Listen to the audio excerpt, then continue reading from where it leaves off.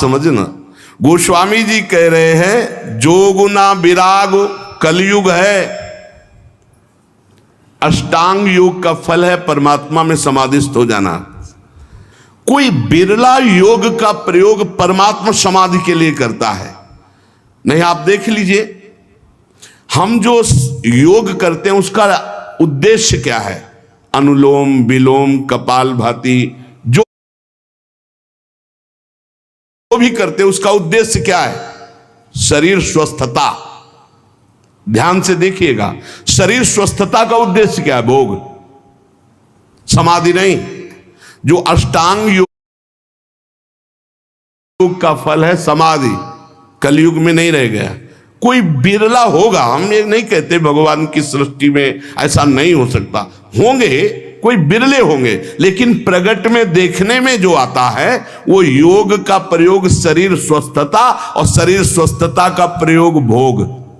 आप देख लीजिए, गोस्वामी जी कहते हैं कि अब मैं देख रहा हूं कलयुग ने अष्टांग योग में भी अपना प्रवेश कर लिया, जिससे योग का फल जो चित्त वृत्ति का निरोध करके परमात्मा में समाधिस्थ होना है गया।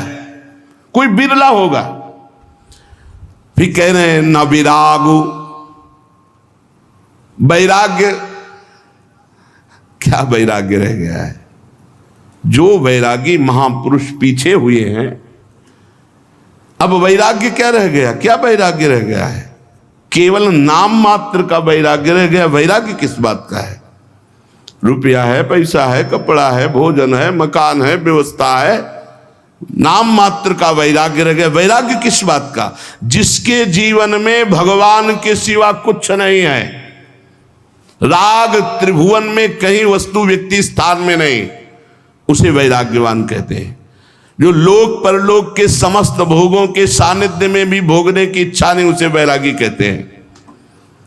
गोस्वामी जी कह रहे हैं मुझे वैराग्य में भी दम नहीं दिखाई दे रहा कि भगवत प्राप्ति करा सके, क्योंकि वैराग्य में पाखंड का प्रवेश हो गया। कलयुग ने पाखंड का प्रवेश करवा दिया। कोई बिरला वैरागी, सच्चा वैरागी, भगवान की सृष्टि में कमी नहीं होती, कोई बिरला सच्चा वैरागी होगा जिसका वैराग्य भगवान के लिए है। नहीं तो वैराग्य भी दिखावे पे आ गया है, पाखंड में आ गया है। न जप, माला में हाथ है और बातें कर रहे हैं, माला रुक नहीं रहा, वो चल रहा है, और बातें जबान से हो रही और साथ चल रहे हैं। क्या जप हो रहा है? किसका जप हो रहा है? जप तो तब माना जाता है जो जप कर रहे हैं वो हमारे ध्यान में है, वही हम सुन रहे हैं, वही हम बोल रहे हैं, उसे जप माना जाता है। तीन बातें जप में होनी चाहिए। जो हम जप रहे हैं वही सुन रहे हैं, वही हमारे ध्यान में है। राधा तो दिखाई दे रहा है, राधा लिखा, सुनाई दे रहा है राधा, और हम बोल रहे हैं राधा, और फिर एक मन का सकिला, फिर राधा, फिर एक मन का सा, वो जप। अब जप में भी 11 माला कहा है, हो जाए हर 5 मिनट में घड़ी में, और जल्दी जल्दी, स्वाद नहीं, रुचि नहीं, मन नहीं, बस कोई कोई तो ऐसे माला सरकाते कि हमें लगता है कि अगर रा बोले तो भी नहीं सरकेगा। राधा राधा तो बहुत बड़ी बात है, अगर वो रा बोले तो इतनी रफ्तार से नहीं चलेगा। अब पता नहीं कैसे ऐसे माला सर सर घूम रहा है। माला घूमने से भगवत प्राप्ति होगी क्या? माला घूम, देखो ये माला है, काउंटर है, ये चीजें मन लगाने के लिए हैं। असली तो जब श्वासों की माला में, धड़कन में नाम चलता है, रोम रोम आनंद से खिल उठता है, ये प्रारंभिक दशा है। तो प्रेम प्राप्ति के लिए नेम लिया गया है, इसलिए आवश्यक है माला और काउंटर से जपना।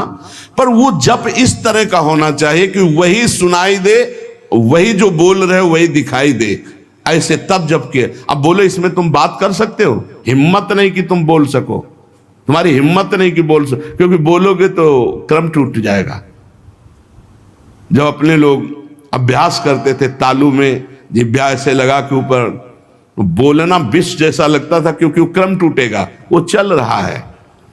गोस्वामी जी कह रहे हैं कि जो मंत्रानुष्ठान है अब वो नहीं दिखाई देता। कलयुग का बड़ा प्रभाव है। और जाग माने यज्ञ। अब यज्ञ तो भाई बहुत है दुर्लभ बात हो गई यज्ञ करना। कोई महापुरुष अनुष्ठान करते होंगे, अच्छे से पूर्ण भी होता होगा, सृष्टि है भगवान की, पर अब बहुत मुश्किल है यज्ञ करना, क्योंकि त्रिकाल संध्या करने वाला मंत्रवेत्ता आचार्य और जौ धान्य आदि बड़ा पवित्र, भूमि पवित्र, जजमान की वासना पवित्र, उपासना के भाव, और बड़े ही सुरक्षा से जब यज्ञ होती तब वो पूर्ण होती है। यज्ञ भोक्ता भगवान प्रसन्न होते हैं, दर्शन देते हैं, कृपा करते हैं। गोस्वामी जी कह रहे हैं यज्ञ भी बड़ा कठिन, यज्ञानुष्ठान त्रेता में पूर्ण होते थे। अब कह रहे हैं कि तपस्या, इसमें भी दंभ घुस गया, तप में दंभ घुस गया। बाहर से दिखावा की भावना आना ही दंभ कहा जाता है। तप होता है भगवान की प्रसन्नता के लिए। बहुत से महात्मा एक लंगोटी लगाए पूरा जीवन ऐसे कष्ट सहते हुए भगवान को रिझा लिए, आज भी हैं, पर प्रायः तपस्या में दंभ घुस गया है, दिखावा घुस गया है, उससे तपस्या का फल। और भगवान तपस्या समर्पित करके दैन्य होने से भले मिल जाए, नहीं तपस्या से भगवान को नहीं खरीदा जा सकता।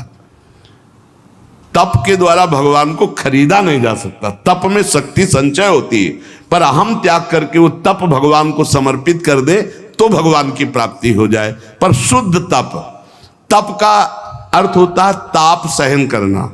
जैसे काम हमारे हृदय में ताप देता है, क्रोध हमारे हृदय में ताप देता है, लोभ मोह देता है, इनको हम सह जाएं।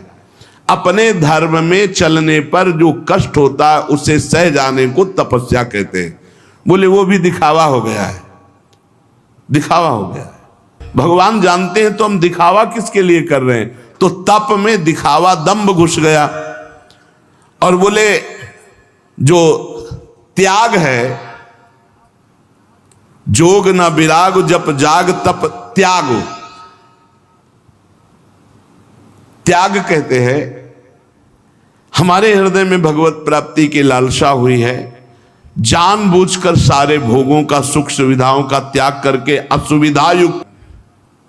त्याग का जब तक अहम होता है तो ना संतों में और ना भगवंत में द्रवण क्रिया नहीं होती, ध्यान रखना।